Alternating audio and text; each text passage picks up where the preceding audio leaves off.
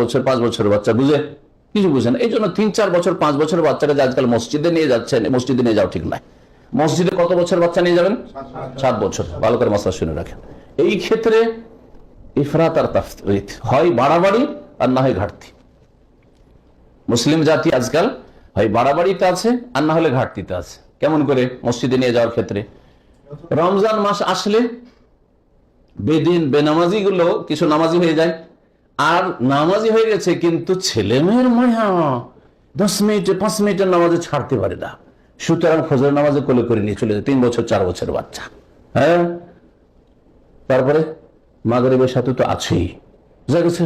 ও 2-4-5 minute বাপ ছেড়ে থাকবে না, বাপ ছেলেও ছেড়ে থাকবে না, ওকে কোলে নিয়ে মসজিদে যাবে। আর না যায় কাজ, এসব কাজ মসজিদের সাথে বেয়াদবি এসব বাচ্চাকে নিয়ে যাওয়া।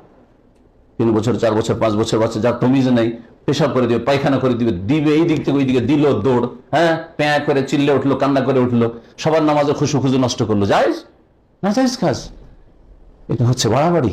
হয় বেনামাজিদের এই রমজান মাসের মৌসুমে মসজিদকে, আমি তো বলি মাঝে মাঝে, মসজিদ টয় টাউন করে দিয়েছে এরা। আজকালকার মুসলিমরা মসজিদকে খেলনা ঘর অথবা সমুদ্র বিচ, হ্যাঁ অথবা পার্ক বানিয়ে ফেলেছে।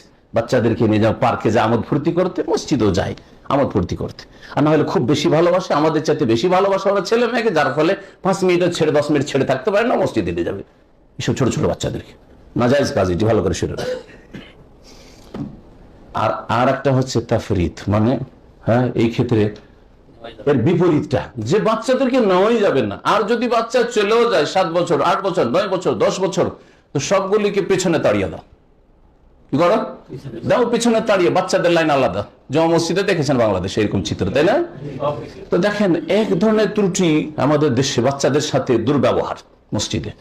বাচ্চারা 7 বছরের বেশি বয়স হয়ে গেছে, পাশে নিয়ে দাঁড়ান আপনি অভিভাবক, পাশে, হ্যাঁ বাচ্চাকে একা পাঠিয়ে দেবেন না। আবার কিছু ছেলেকে দেখি এখানে সৌদি আরবের বাচ্চা, আসলেও বাচ্চা হাজির, মাগরিবের সাথে আছে, বাপকে জীবনে চিনতে পারলাম না।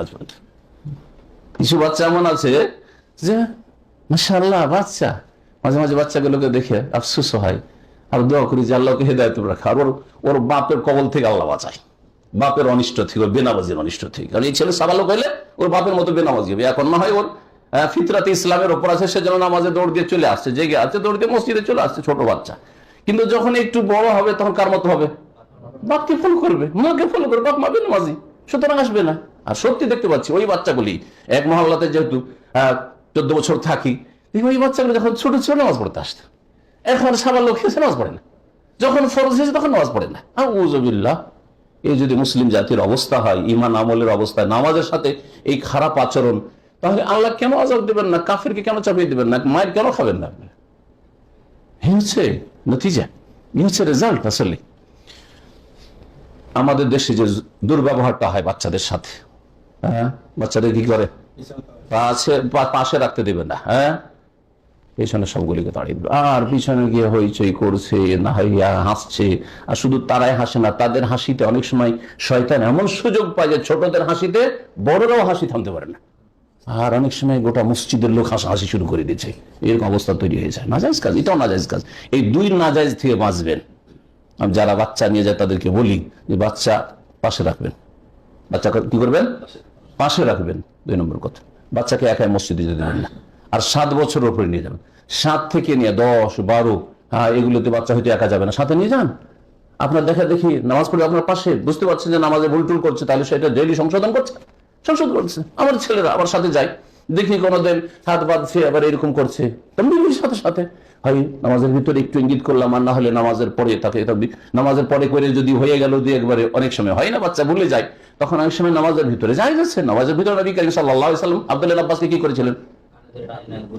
বাম দিকে দাঁড়িয়ে গেছেন। নবী সাল্লাল্লাহু আলাইহি ওয়াসাল্লাম তাহাজ্জুদের নামাজ শুরু করেছেন, আর ও খালার বাড়িতে, মাইমুনা রাদিয়াল্লাহু তাআলার বাড়িতে, খালার বাড়িতে, আর খালু হচ্ছে রাসূলুল্লাহ সাল্লাল্লাহু আলাইহি ওয়াসাল্লাম। হ্যাঁ ছোট ছেলে, নবী সাল্লাল্লাহু আলাইহি ওয়াসাল্লামকে দেখে 7-8 বছর 9 বছরের ছেলে লাফিয়ে দাঁড়িয়ে গেছে, ও নামাজ পড়া শুরু করেছে, কিন্তু বাম দিকে দাঁড়িয়ে গেছে, ইমামের জায়গায় দাঁড়িয়ে গেছে। নবী সাল্লাল্লাহু আলাইহি ওয়াসাল্লাম এই কথা বললেন না যে থাক এখন নামাজ পড়ছি, কি করে নড়াচড়া করবো, ধরবো আর সরাবো, হ্যাঁ সালাম ফিরিয়ে দিই তারপরে শিখাবো, করেছেন নাকি? করেন, কি করেছেন? সাথে সাথে এই দিক থেকে কানটা ধরে এদিকে, বোঝা গেছে না? নামাজের ভিতরে তাহলে এইরকম হরকত নড়াচড়া করা শুধু যাবে নয়, বরং প্রয়োজন। নবী সাল্লাল্লাহু আলাইহি ওয়াসাল্লাম করেছেন। তখনই শিখা, যখন ভুল করেছে তখন না শিখালে মানুষ শিখে না। একটা লোক বাম হাতে পানি খাচ্ছে, তখনই যদি বলেন তার সংশোধন হবে। কিন্তু বাম হাতে পানি খাওয়া হয়ে গেছে, ও নিজেই ভুলে গেছে যে ডানে খেয়েছি না বামে খেয়েছি। তারপরে যদি দেখেন ভাই আপনারা বাম হাতে পান করবেন না, কোনোদিন সংশোধন হবে না। দেখিয়ে ভালো করে পরীক্ষা করে, ও নিজে জানেন না, ও মানবে না। ও যদি বলেন যে আপনি না, আমি তো ডান হাতে খেয়েছি, ওই তো মানবে না, হয়তো মনে নাই।